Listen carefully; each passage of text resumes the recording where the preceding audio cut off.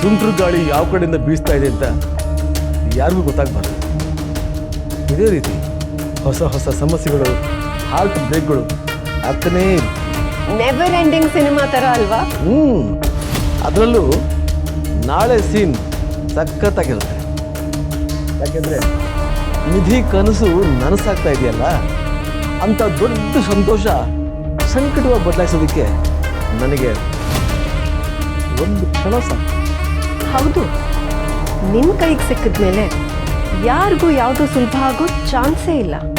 ನಾಳೆ ನಿನ್ನಿಂದ ಸ್ವಲ್ಪ ಕೆಲಸಗಳಾಗಬೇಕು. ಅದು ಕರೆಕ್ಟಾಗಿ ಆನ್ ಟೈಮಲ್ಲೇ ನಡಿಬೇಕು. ಮಿಕ್ಕಿದ್ದು ನಾನು ನೋಡ್ಕೋತೀನಿ. ಡೋಂಟ್ ವರಿ ಅಣ್ಣ, ನನ್ನ ಪಾರ್ಟ್ ಪರ್ಫೆಕ್ಟ್ ಆಗೇ ಇರುತ್ತೆ. ನೋಡ್ತಾ ಇರು. Good night.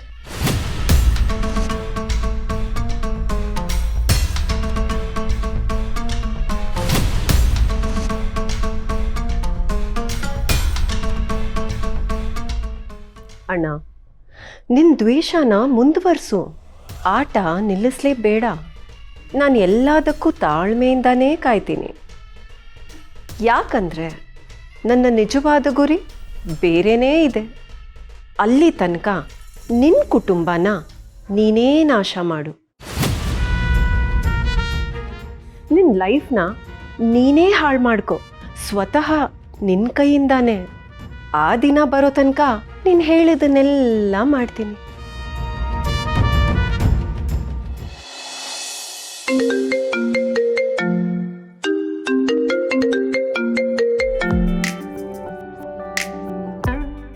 ಲೈಟ್ ಹೌಸ್ ನಿಮಗೆ ಫೋನ್ ಮಾಡೋಣ ಅಂತ ಇದ್ದೆ, ನೀವೇ ಫೋನ್ ಮಾಡಿದ್ರಿ.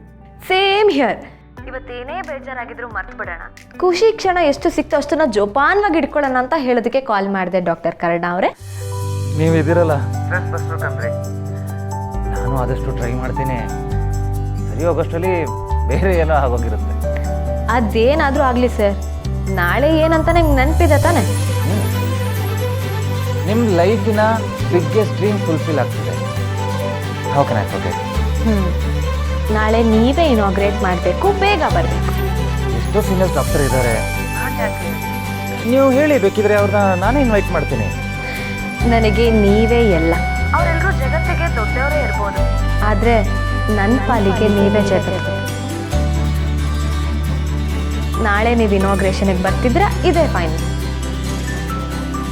ಹಠ ಮಾರಿರಿ ನೀವು, ಹೇಗೋ ವಾಪಸ್ ಬಿಡ್ತೀರಲ್ಲ.